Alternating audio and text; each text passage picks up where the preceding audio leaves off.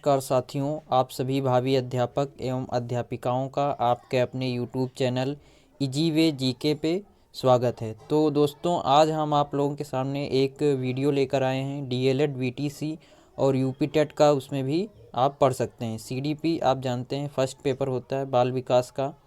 ये आपके जो लोग एजुकेशन से संबंधित कोर्स कर रहे हैं, बीएड हो गया या बीटीसी हो गया, उसमें भी आपको ये सिलेबस मिलेगा। और अगर आप कॉम्पिटिटिव एग्ज़ाम देंगे तो उसमें टेट सुपर टेट दोनों में आपको देखने को मिलेगा।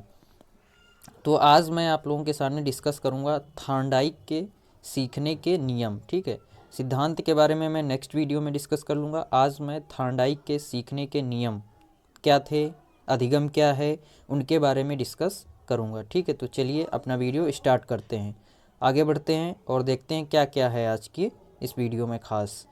तो पहला तो हम आप लोगों के सामने डिस्कस करेंगे कि अधिगम क्या है। अधिगम के बारे में आप लोगों को बताएंगे हम। थॉर्नडाइक के सीखने के नियम, ठीक है, सिद्धांत मैं नेक्स्ट वीडियो में आपको करवाऊंगा। आपको पता है साइकोलॉजी का पार्ट है, एजुकेशन का पार्ट है, तो आप रटने से ये आप क्लियर नहीं हो पाएगा। ठीक है, जितना आप समझ के लिखेंगे उतना ही आपको क्लियर होता रहेगा। तो आज मैं बिल्कुल आसान भाषा में आपको समझाऊँगा, समझाने का प्रयास करूँगा। ठीक है, तो चलिए अपना वीडियो स्टार्ट करते हैं। चलिए अपना वीडियो स्टार्ट करते हैं। तो अभी मैं बताऊंगा आपको अधिगम के बारे में। पहले हम किसी चीज़ को नियम को स्टार्ट करने से पहले मैं आपको अधिगम के बारे में बताने वाला हूं। ठीक है, तो कुछ तो मनोवैज्ञानिक थे, उन्होंने अधिगम की परिभाषाएं दी हैं। तो पहले हम आसान शब्दों में समझें कि अधिगम है क्या। ठीक है, तो अधिगम क्या है? मनुष्य का जब जन्म होता है, जन्म से लेकर मृत्यु तक कुछ ना कुछ सीखता रहता है।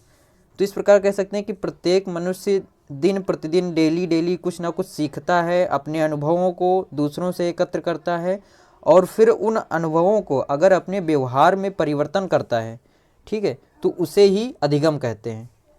तो इस प्रकार से हम एक लाइन में लिख सकते हैं कि प्रत्येक मनुष्य दिन प्रतिदिन कुछ ना कुछ सीखता है, अनुभव एकत्र करता है, ठीक है, और उन अनुभवों को अपने व्यवहार में इम्प्लीमेंटेशन करता है, अपने व्यवहार में परिवर्तन करता है, उसे अधिगम कहते हैं। ठीक है, दूसरे शब्दों में हम यह कह सकते हैं कि व्यक्ति मानसिक क्रिया के साथ साथ जो स्वाभाविक रूप से सीखता है और अपने व्यवहार में परिवर्तन करता है, उसे अधिगम कहते हैं। तो आई होप आपको अधिगम के बारे में स्पष्ट हो गया होगा। ठीक, तो चलिए अब कुछ मनोवैज्ञानिक हैं जो एक एक नंबर में क्वेश्चंस आते हैं कॉम्पिटिटिव एग्ज़ाम में, एमसीक्यू टाइप्स में। और जब आप डीएलएड या वीटीसी जो लोग कर रहे हैं या बीएड कर रहे हैं, तो उनके लिए भी आपको पता है कि पूरा क्वेश्चन पेपर जो आता है उसमें ये 50 मार्क्स का आपका होगा। सीडीपी बाल विकास एवं सीखने की प्रक्रिया, इसमें आपके 15 क्वेश्चंस रहेंगे ऑब्जेक्टिव। ठीक है, 15 नंबर का आपका ऑब्जेक्टिव आएगा वन, जिसमें आपको टिक करना रहेगा, बहुविकल्पीय जिनको बोलते हैं। ठीक है, तो इसमें इस टाइप से भी क्वेश्चन दे देगा कि परिभाषा दे देगा, कहेगा किसके अनुसार है ये। ठीक है, 4 ऑप्शन दे देगा, Woodworth, Skinner, Gates, Crow and Crow. तो उसके बारे में हम डिस्कस करेंगे। तो वुडवर्थ ने अधिगम को कैसे इसको सिंप्लीफाई किया है, तो वुडवर्थ के अनुसार उन्होंने बताया है कि सीखना विकास की एक प्रक्रिया है। ठीक है, आप लिख भी सकते हैं, वुडवर्थ ने क्या बताया, सीखना विकास की प्रक्रिया है। देखिए, जो मनोवैज्ञानिक ने, शिक्षाविदों ने जो परिभाषाएं दी हैं उनको आपको एज इट इज़ ही याद करना पड़ेगा। ठीक है, बाकी आप समझिए वुडवर्थ ने क्या बोला है, सीखना विकास की प्रक्रिया है। वुडवर्थ ने बताया है, वुडवर्थ महोदय ने, कि सीखना जो है वो विकास की प्रक्रिया है। ठीक है, चलिए, तो वुडवर्थ का क्लियर हो चुका होगा आपको। स्किनर ने क्या बताया है? स्किनर ने बताया है कि जो मैंने अभी बताया था कि मनुष्य दिन प्रतिदिन कुछ ना सीखता है और अपने व्यवहार में परिवर्तन करता है, तो इसी प्रकार से स्किनर ने क्या बताया है, सीखना व्यवहार में उत्तरोत्तर सामंजस्य की प्रक्रिया है। क्या बताया है? सीखना व्यवहार में उत्तरोत्तर सामंजस्य की प्रक्रिया है। ठीक, ये हो गया आपका स्किनर के शब्दों में। अगला, फिर गेट्स व अन्य के शब्दों में उन्होंने क्या परिभाषाएं दी हैं अधिगम की? उन्होंने बताया सीखना अनुभव और प्रशिक्षण द्वारा प्राप्त व्यवहार में परिवर्तन है। मतलब उन्होंने बताया कि अधिगम को ही क्या बोलते हैं, सीखना। मनोविज्ञान की भाषा में अधिगम, सीखने को अधिगम कहते हैं, लर्निंग जो होता है आपका। तो गेट्स ने क्या बताया कि सीखना अनुभव और प्रशिक्षण द्वारा व्यवहार में परिवर्तन है। यानी कि जो हम अनुभव लेते हैं और कहीं पे हम जाते हैं प्रशिक्षण लेने के लिए, वहाँ का देखते हैं मैनर, जैसे क्या कहते हैं कि आदमी जन्म से लेकर मृत्यु तक अनुकरण करता है किसी न किसी चीज़ का। जैसे हम फॉरेन में जाते हैं तो वहाँ का कल्चर सीखते हैं और हमें जो अच्छा लगता है तो हम अपने यहाँ पे इम्प्लीमेंटेशन करना सोचते हैं, तो वो आपके व्यवहार में परिवर्तन हो गया, तो आपने उसको सीख के अप्लाई कर दिया, तो वही अनुभव वो आपका क्या है, अधिगम है। इस प्रकार से आप कनेक्ट कर सकते हैं। तो गेट्स ने क्या बताया कि सीखना अनुभव और प्रशिक्षण द्वारा व्यवहार में प्राप्त परिवर्तन है। ठीक है, आई होप आपको क्लियर हो रहा होगा। अगर कोई प्रॉब्लम आ रही है तो आप कमेंट कर सकते हैं हमें। ठीक है, और अगर चैनल पे नए हैं तो हमारे चैनल को सब्सक्राइब कर लें, वीडियो को लाइक ज़रूर करें और कमेंट बॉक्स में अपनी राय ज़रूर दिया करें। ठीक है, तो चलिए, क्रो एंड क्रो के अनुसार सीखना या अधिगम क्या है। तो क्रो एंड क्रो ने परिभाषा दी है कि सीखना या अधिगम, क्या बताया है कि सीखना या अधिगम आदतों, ज्ञान और अभिवृत्तियों का अर्जन है। ठीक है, तो ये आपके वुडवर्थ हो गए, स्किनर हो गए, गेट्स हो गए। क्रो एंड क्रो के अनुसार मैंने आपको अधिगम के बारे में बताया। ठीक, चलिए, अधिगम के बारे में मैंने आपको सारा क्लियर कर दिया। अब मैं थॉर्नडाइक के सीखने के नियम, जो अधिगम के सीखने के नियम की लर्निंग को कैसे सीख सकते हैं, उसके नियम सर्वप्रथम थॉर्नडाइक ने दिए थे। तो थॉर्नडाइक के बारे में पहले थोड़ा जान लेते हैं। थॉर्नडाइक का पूरा नाम क्या था? E.L. थॉर्नडाइक। E.L. थॉर्नडाइक इनका पूरा नाम था। निवासी कहाँ के थे? USA के थे ये। ठीक है, और इन्हें जनक मैंने लिखा तो इन्होंने अपनी पुस्तक लिखी थी एक, शिक्षा मनोविज्ञान। ठीक है, शिक्षा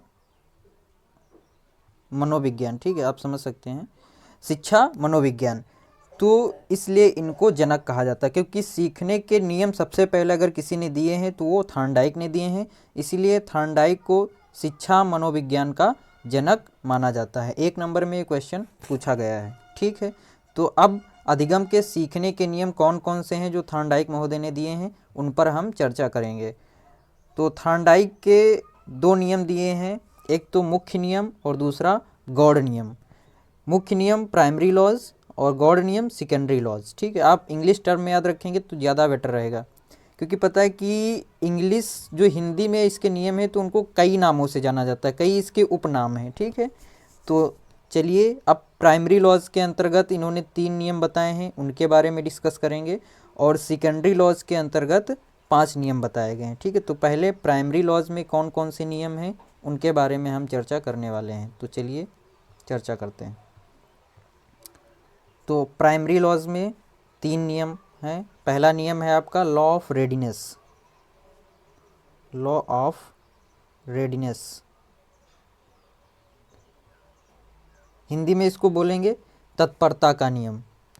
दूसरा है आपका law of exercise. Law of exercise यानी कि अभ्यास का नियम। और तीसरा है आपका law of effect. Law of effect, ये आपका तीसरा नियम है। इसमें आप हिंदी में ट्रांसलेट करेंगे प्रभाव या परिणाम का नियम। ठीक है, तो चलिए अब आगे बढ़ते हैं, इनके बारे में पूरा विस्तृत रूप से चर्चा करते हैं। तो देखिए, मैं मुख्य नियम में पहला है तत्परता का नियम, दूसरा है अभ्यास का नियम और तीसरा है प्रभाव या परिणाम का नियम। तो 1 बाय 1 पहले तत्परता का नियम डिस्कस करते हैं। तत्परता का नियम में क्या है? इस नियम से अभिप्राय यह है कि हम अगर बच्चे को पढ़ा रहे हैं, किसी कार्य को सिखाना चाहते हैं, तो उसे हम पहले तैयार करें यानी कि तत्पर करें। जैसे मैथ का सब्जेक्ट हम पढ़ाने जा रहे हैं तो मैथ के सब्जेक्ट के प्रति हम उसको तत्पर करें।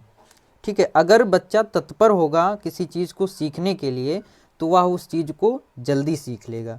इस प्रकार से आप इसको डिफाइन कर सकते हैं तत्परता का नियम। एक लाइन में मैं आपको बोल रहा हूँ, आप सुनिए कि इस नियम का यह अभिप्राय है कि यदि हम किसी कार्य को किसी बच्चे को सिखाना चाह रहे हैं क्लास में, कक्षा में, तो पहले हम उसे तत्पर करें। कक्षा में तो हम बिठा दिए हैं, लेकिन अगर हम उसको तत्पर नहीं कर पाएंगे तो वो उस चीज़ का परिणाम अच्छा नहीं मिल पाएगा। तो तत्पर करते हैं और इससे वह शीघ्र सीख लेता है। तो यही है आपका तत्परता का नियम। ठीक है, अब दूसरा है आपका अभ्यास का नियम। अभ्यास के नियम में कहा भी गया है कि करत करत अभ्यास के जड़मत होते सुजान। ठीक है, किसी चीज़ को आप जितना अभ्यास करेंगे, जितना प्रैक्टिस करेंगे, वो चीज़ आपको आपके माइंड में उतना ही शार्प हो जाएगी। तो अभ्यास का नियम में आप क्या लिख सकते हैं कि इस नियम का तात्पर्य है कि जो हम चीज़ पहले कभी सीख चुके होते हैं और उसका हम लगातार प्रतिदिन अभ्यास करते रहते हैं, तो वो चीज़ हमें और अच्छी क्लियर होती रहती है और हमें हमेशा के लिए वो चीज़ याद रहती है। और इसी का विपरीत है, अगर हम किसी चीज़ को एक बार सीख लिए हैं और उसको हम अपनी एक्सरसाइज या अभ्यास नहीं कर रहे हैं, तो वो उस चीज़ को हम स्वतः भूल जाएंगे। ठीक है, तो ये हो गया आपका अभ्यास का नियम। तीसरा है आपका प्रभाव या परिणाम का नियम, इसी को हिंदी में संतोष का नियम कहते हैं। ठीक है, अब इंग्लिश में देखिए आप टर्म में लॉ ऑफ इफेक्ट। ठीक है, तो प्रभाव या परिणाम के नियम में आप क्या लिखेंगे अगर आपके एग्जाम में आ जाए, तो इसमें मैं आपको बता रहा हूँ।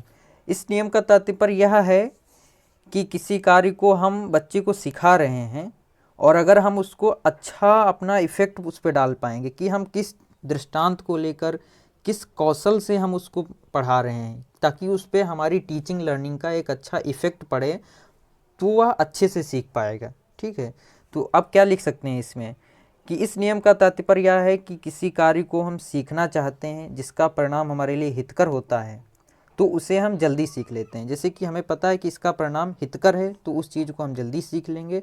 और जिस कार्य का हमें परिणाम अच्छा नहीं होता है, जो कार्य हमें अहितकर लगता है, वो हम अच्छा नहीं सीख पाते हैं। ठीक है, एक मनोवैज्ञानिक हैं वासबर्न ने, उन्होंने बताया है, वासबर्न ने बताया है, प्रभाव के नियम में कुछ अपना दिया है कि वासबर्न है एक, ठीक है, वासबर्न एक मनोवैज्ञानिक हैं, उन्होंने लिखा है कि जब सीखने का अर्थ किसी उद्देश्य से होता है, तो उस चीज़ को हम संतोषपूर्ण सीख लेते हैं। यानी कि कोई चीज़ हम सीख रहे हैं और उसका अगर कोई उद्देश्य है, उसकी इच्छा है हमारे अंदर, तो उस चीज़ को हम अच्छे से प्रभावपूर्ण तरीके से संतोष के साथ सीख लेते हैं। ठीक है, तो ये रहा आपका थॉर्नडाइक के नियम में पहला।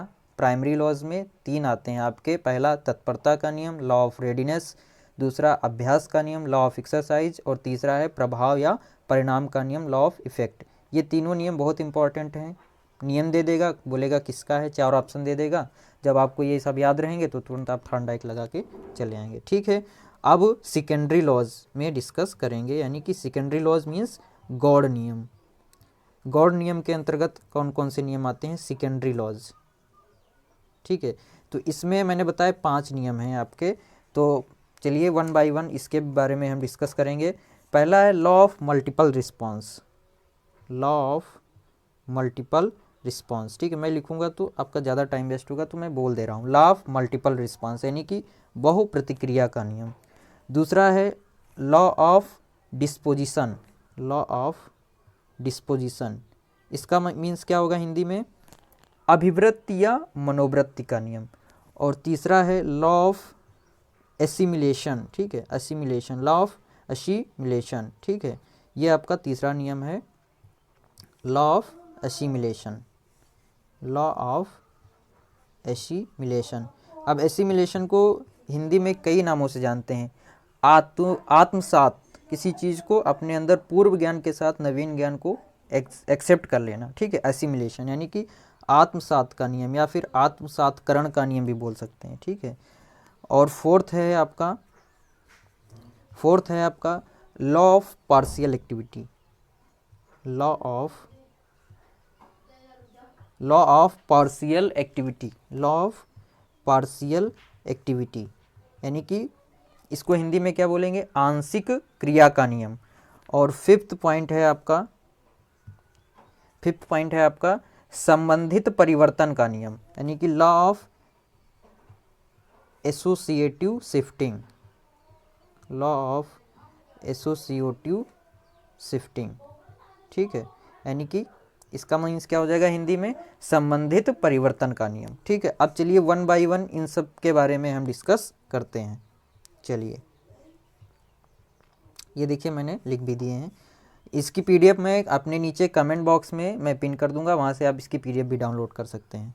पहला लॉ ऑफ मल्टीपल रिस्पॉन्स यानी कि बहु प्रतिक्रिया का नियम, लॉ ऑफ डिस्पोजिशन, अभिवृत्ति या मनोवृत्ति का नियम, लॉ ऑफ एसिमिलेशन, आत्मसात का नियम या आत्मीकरण का नियम, लॉ ऑफ पार्शियल एक्टिविटी आंशिक क्रिया का नियम, law of associate shifting means संबंधित परिवर्तन का नियम। तो चलिए अब इनके बारे में वन बाय वन समझते हैं कि लॉ ऑफ मल्टीपल रिस्पांस क्या होता है। तो चलिए इसके बारे में देखते हैं। लॉ ऑफ मल्टीपल रिस्पांस, बहुप्रतिक्रिया का नियम। इस नियम से क्या तात्पर्य है, इसे आप एक नाम और जान लीजिए, इसको बोलते हैं लॉ ऑफ मल्टीपल रिस्पांस को ट्रायल एंड एरर। ठीक है, ट्रायल एंड एरर यानी कि प्रयास एवं त्रुटि का सिद्धांत या प्रयास एवं त्रुटि का नियम। ये भी बहुत इंपॉर्टेंट है टर्म, ट्रायल एंड एरर। हमेशा क्वेश्चन इसी पे पूछता है कि प्रयास और त्रुटि का नियम किसने दिया, थॉर्नडाइक ने दिया। ठीक है, इस प्रकार से आप इसको कंठस्थ कर सकते हैं। तो चलिए मैं इसका नोट्स भी लेके आया हूँ, वो मैं आपको शेयर करूँगा। ठीक है, तो चलिए देखते हैं। ये आपको मैंने प्राइमरी लॉज के बारे में बता दिया, आप इसको पढ़ सकते हैं। मैं पीडीएफ इसको प्रोवाइड करवा दूंगा, तो आप वहाँ से ये सारे चीज़ें आप पढ़ सकते हैं जो मैंने प्राइमरी लॉज में बताए हैं। ठीक है, अब मैं गॉड नियम पे आपको बताऊंगा। गॉड नियम ये हैं आपके, इसके बारे में आपको बताने वाला हूँ। पहला है आपका बहुप्रतिक्रिया का नियम। तो बहुप्रतिक्रिया, इस नियम से क्या अभिप्राय है कि जब हम कोई नया कार्य सीखते हैं तब हम उसके प्रति अनेक और विभिन्न प्रकार की प्रतिक्रियाएं करते हैं। अब कैसे समझ सकते हैं कि जब हम कोई नया कार्य करते हैं तो वो हमारे लिए नया रहता है, उसमें हम विभिन्न प्रकार की एक्टिविटीज़ करते हैं कि कैसे हम बच्चे को सिखा सकते हैं, प्रयत्न करते हैं, बार बार किसी चीज़ को हम करते हैं। कोई मैथ्स का क्वेश्चन है उसको हम बार बार लगाते हैं तब वो हमको आता है, प्रयास भी करते हैं फिर भी भूल जाते हैं। तो इससे हम बहुप्रतिक्रिया यानी कि मल्टीपल रिस्पॉन्स हम प्राप्त कर सकते हैं, बार बार सीख करके हम किसी चीज़ को सीख सकते हैं। ठीक है, अगला दूसरा नियम आपका क्या है, मनोवृत्ति या अभिवृत्ति का नियम। तो इसमें आप क्या लिखेंगे, मनोवृत्ति या अभिवृत्ति का नियम। मनोवृत्ति मीन्स होता है कि बार बार किसी चीज़ को करना। इस नियम का तात्पर्य यह है कि जिस कार्य के प्रति हमारी जैसी मनोवृत्ति होती है उसी अनुपात में हम उसको सीखते हैं। जैसे कहा गया जैसी करनी वैसी भरनी, मतलब मनोवृत्ति का नियम ये कहता है कि हम जिस प्रकार जिस चीज़ को सीखेंगे, जैसी हमारी इच्छा रहेगी, जैसी हम सोचेंगे, उस चीज़ को हम उसी प्रकार से और अच्छी तरीके से मतलब कर सकते हैं, उसी अनुपात में हम उसको सीख सकते हैं। चलिए आगे, तीसरा नियम है आंशिक क्रिया का नियम, लॉ ऑफ पार्शियल एक्टिविटी। इसको आप अपने दैनिक लाइफ से रिलेट करिए। इस नियम का क्या तात्पर्य है कि सीखने के लिए जैसे आपको बहुत 4 पेज का एक क्वेश्चन दे दिया गया कि याद करिए, इसको 1 घंटे में या 2 घंटे में, 1 दिन में सुनाइए, तो आप उस 4 पेज को अगर एक साथ पढ़ने बैठेंगे या लर्न करने बैठेंगे तो आप उस चीज़ को नहीं सीख पाएंगे। उसी को आप पार्ट्स में डिवाइड कर लीजिए। जैसे 4 पेज का है कोई क्वेश्चन, लॉन्ग क्वेश्चन, तो आप उसमें पैराग्राफ बनाइए। ठीक है, पहला पार्ट, दूसरा पार्ट, 4 पार्ट में आप डिवाइड कर लेंगे और उस प्रकार से आप छोटा छोटा अंश से सीखेंगे तो वो आपका पूरा हो जाएगा। और इस प्रकार से आंशिक क्रिया का नाम नियम इस पर प्रभावी हो जाएगा कि आपने पहले छोटे छोटे अंश में इसको पार्ट्स में डिवाइड कर लिया और फिर वो आपके चारों पार्ट लर्न हो गए। तो इस नियम से आप क्या होंगे, अंश से पूर्ण की ओर इस सिद्धांत का फॉलो करेंगे। ठीक है, अब इसमें देखिए क्या लिखा गया है, इस नियम के अनुसार हम जिस कार्य को सीखना चाहते हैं उसे छोटे छोटे भागों में विभाजित कर लेते हैं। इस प्रकार का विभाजन कार्य को सरल और सुविधाजनक बना देते हैं। इस नियम को अंश से पूर्ण की ओर बोला जाता है। यानी कि जब छोटे छोटे पार्ट में उस किसी कार्य को या किसी चीज़ को डिवाइड कर लेंगे तो वो आपके लिए सुविधाजनक भी हो जाएगा और सरल हो जाएगा, आसानी से आपको लर्न भी हो जाएगा कोई भी कार्य हो, और अंश से आप पूरा आपका कंप्लीट हो जाएगा और अंश से पूर्ण की ओर आप बढ़ जाएंगे। ठीक है, नेक्स्ट अगला 4th नियम क्या कहता है, आत्मसात या आत्मीकरण का नियम। इस नियम से क्या अभिप्राय है, आत्मसात या आत्मीकरण का नियम। आत्मसात मीन्स ये है कि आपने कक्षा 1 पढ़ा, 2 पढ़ा, 3 पढ़ा, कुछ आपको कक्षा 3 की भी चीज़ें याद होंगी, कुछ आपको कक्षा 2 की चीज़ें भी याद होंगी, और जब आप कक्षा 4 में पहुंच रहे हैं तो वहाँ पे भी आपको कुछ चीज़ें याद होंगी। ठीक है, तो जो आपका पुराना ज्ञान है और आपका नया ज्ञान है, ठीक है, तो पूर्व ज्ञान के आधार पर नवीन ज्ञान को भी अपने स्थायी अंग में समावेश करना, ये कहलाता है आत्मसात का नियम। यानी कि पुराना ज्ञान था और नया आपने सीखा, उसको भी आपने समाहित कर लिया अपने लर्निंग आउटकम में, तो ये आत्मसात हो गया, आत्मीकरण का नियम। तो ये लिखा हुआ है, इस नियम का अभिप्राय यह है कि नवीन ज्ञान को अपने पूर्व ज्ञान का स्थायी अंग बना लेते हैं। यही कारण है कि जब शिक्षक बालक को कोई नई बात सिखाता है तो उसको पहले सीखी हुई बात से संबंध स्थापित करता है। ठीक है, अगला फोर्थ पॉइंट इसका मैं डिस्कस करूंगा आपके सामने, संबंधित प्रतिक्रिया का नियम, संबंधित परिवर्तन का नियम। इस नियम का अभिप्राय है कि पहले कभी की गई क्रिया को उसी के समान दूसरी परिस्थिति में करना। इसमें क्रिया का स्वरूप तो वहीं रहता है पर परिस्थिति में परिवर्तन हो जाता है। ठीक है, आई होप आपको ये सारी जानकारी जो मैंने आपको दी है थॉर्नडाइक के बारे में, अधिगम के बारे में, सीखने के नियम बहुत इम्पोर्टेंट हैं। वीडियो को अंत तक देखिएगा और अगर कोई भी क्वेरी रहती है तो आप हमें कमेंट करिए, उसका ज़रूर मैं रिप्लाई दूंगा। ठीक है, अगर वीडियो पे नए हैं तो चैनल को सब्सक्राइब कर लीजिए और वीडियो को लाइक अवश्य करें और कमेंट ज़रूर करिएगा। ठीक है, आज के लिए इतना ही, धन्यवाद।